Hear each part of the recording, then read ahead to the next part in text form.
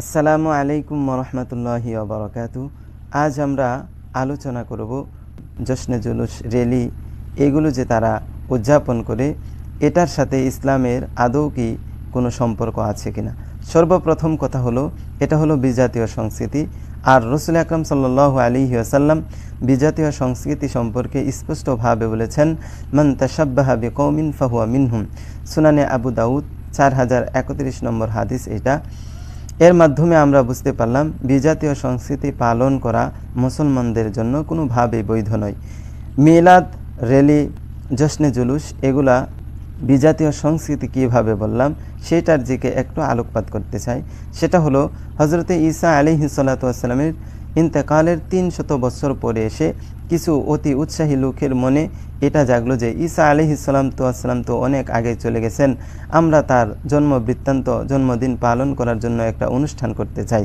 তো তারা 25শে ডিসেম্বরকে বেছে নিয়েছিল। সেই থেকে তারা ঈসা আলাইহিস সালাতু ওয়াস সালামের জন্মদিন উপলক্ষে 25শে ডিসেম্বর পালন করে আসতেছে।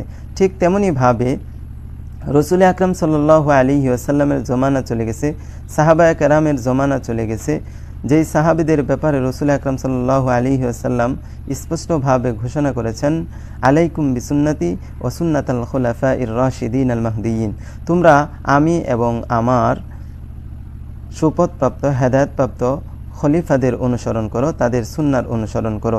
তো তারা কেউ এই মিলাদ আচার অনুষ্ঠান করেন নাই, বরং 604 হিজরিতে মুজাফফরউদ্দিন কুকুবুরি নামক ইরাকের মুসল শহরের এক শাসক, তার নির্দেশে আবুল খাত্তাব উমর নামক এক জনৈক আলেমের মাধ্যমে এই মিলাদ অনুষ্ঠানের প্রচলন সর্বপ্রথম শুরু হয়েছিল। সর্বপ্রথম তো আলোচনা সবাই হইতেছিল, কিন্তু বর্তমান যুগে আমরা খুব ভালোভাবে লক্ষ্য করে দেখতেছি সেই আলোচনা সভার আলোচনার মধ্যে আটকে নেই, বরং এমন নব্য বেদাত দ্বারা সেটাকে আপনার সৌন্দর্যমণ্ডিত করার চেষ্টা চলতেছে, যার সাথে ইসলামের দূরবর্তী কোনো সম্পর্ক নেই। এই যে বললাম ইসলামের সাথে এটার দূরবর্তী কোনো সম্পর্ক নেই, কিভাবে বললাম সেটার কয়েকটা আমরা দলিল কোরআন ও হাদিসের মাধ্যমে গ্রহণ করব। 1 নম্বর দলিল হলো আমরা কোনটা মানব কোনটা মানব না রাসূল আকরাম সাল্লাল্লাহু আলাইহি ওয়াসাল্লাম স্পষ্ট বলে দিয়েছেন।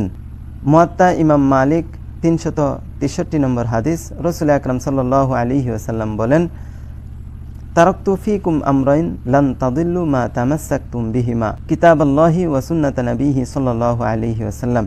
রাসূল আকরাম সাল্লাল্লাহু আলাইহি ওয়াসাল্লাম বলেন, আমি তোমাদের মাঝে দুটো জিনিস রেখে যাচ্ছি, যতদিন পর্যন্ত তোমরা এই দুটো জিনিসকে আঁকড়ে ধরে রাখবা ততদিন পর্যন্ত তোমরা গুমরা হবে না, পথভ্রষ্ট হবে না। তো রাসূল আকরাম সাল্লাল্লাহু আলাইহি ওয়াসাল্লাম স্পষ্টভাবেই বললেন, কোরআন ও সুন্নাহ হলো আমাদের মাননীয় বিষয়, আমরা মানব সেটাই যেটা কোরআন ও হাদিসের মধ্যে পাওয়া যায়। আর কোরআন ও হাদিস থেকে স্পষ্টভাবে এই বর্ণনাগুলো পাওয়া যায় যে বর্তমান প্রচলিত জশ্নে জুলুস, র্যালি, মিলাদের সাথে কোরআন ও হাদিসের কোনো সম্পর্ক নাই। কারণ রাসূল আকরাম সাল্লাল্লাহু আলাইহি ওয়াসাল্লাম থেকে অসংখ্য হাদিস এসেছে এবং আল্লাহ রাব্বুল আলামিন কোরআনুল কারীমের মধ্যেও স্পষ্ট বলেছেন, সূরা হাশরের 7 নম্বর আয়াত, ওমা আতাকুমুর রাসূলু ফাখুযু ওমা নাহাকুম আনহু ফান্তাহু। রাসূল আকরাম সাল্লাল্লাহু আলাইহি ওয়াসাল্লাম তোমাদের কাছে যা নিয়ে এসেছেন তা তোমরা গ্রহণ করো, আর যা থেকে বারণ করেন সেটা থেকে তোমরা দূরে থাকো, সেটা তোমরা বর্জন করো, সেটা তোমরা কোনোভাবে মানবা না। সূরা আরাফের 3 নম্বর আয়াতের মধ্যে আল্লাহ রাব্বুল আলামিন বলেন, ইত্তাবিউ মা উনজিলা ইলাইকুম মির রাব্বিকুম ওয়া লা তাত্তাবিউ মিন দুনিহি আউলিয়া।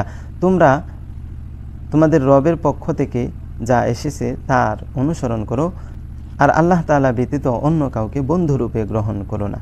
তো আমরা এই কয়েকটা দলিল থেকে সুস্পষ্টভাবেই বুঝতে পারলাম বর্তমান প্রচলিত র্যালি, জশ্নে জুলুস, মিলাদ অনুষ্ঠান, জন্মদিন পালনের সাথে ইসলামের দূরবর্তী কোনো সম্পর্কও নাই। আল্লাহ তাআলা আমাদের সকলকে এই নব্য বেদাত যেগুলো আমাদের সমাজে প্রকট আকারে বিস্তার লাভ করেছে সেগুলো থেকে সকল মুসলমানদেরকে হেফাজত করুন। আমিন। আসসালামু আলাইকুম ওয়া রাহমাতুল্লাহি ওয়া বারাকাতুহু।